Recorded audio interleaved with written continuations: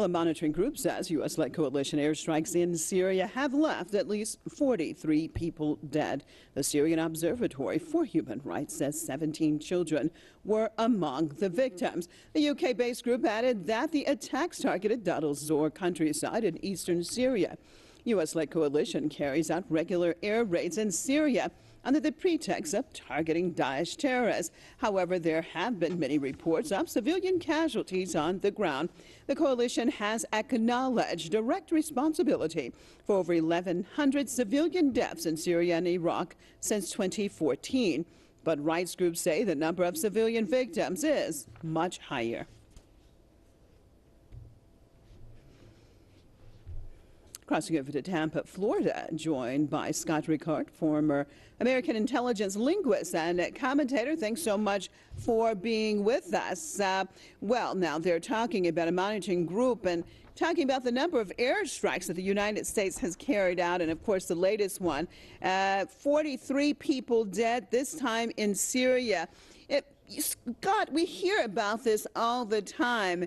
But it doesn't seem that anything gets taken care of, and Washington just continue doing what it's always doing. What has to happen to stop this in order for them? They're just basically going to other countries and doing at will what they want to do.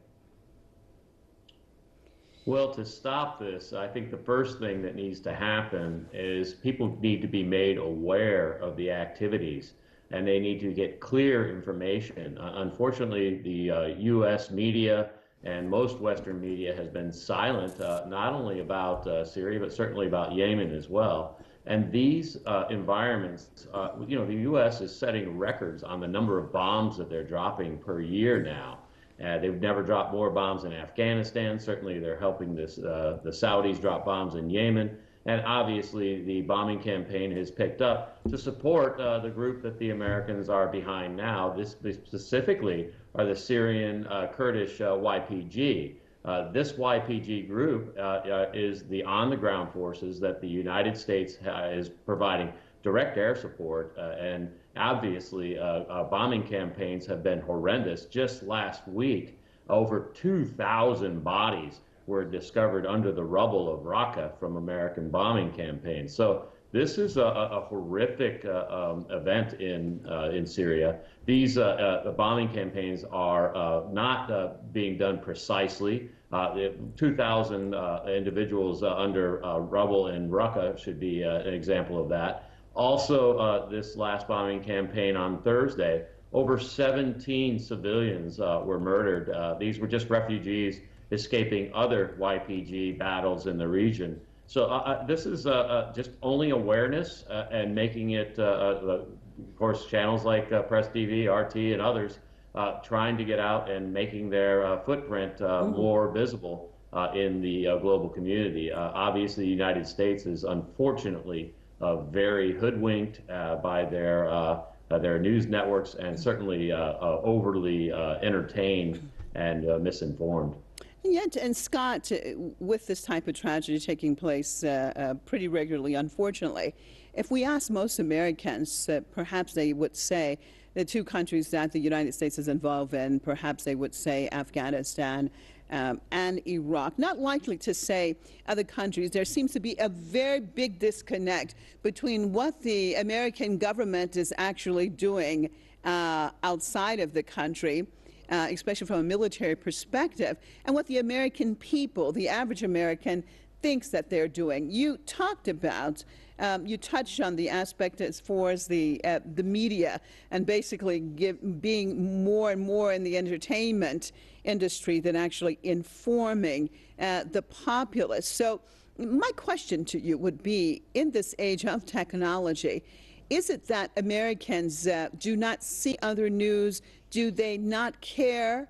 Or simply they know, but it's not affecting them?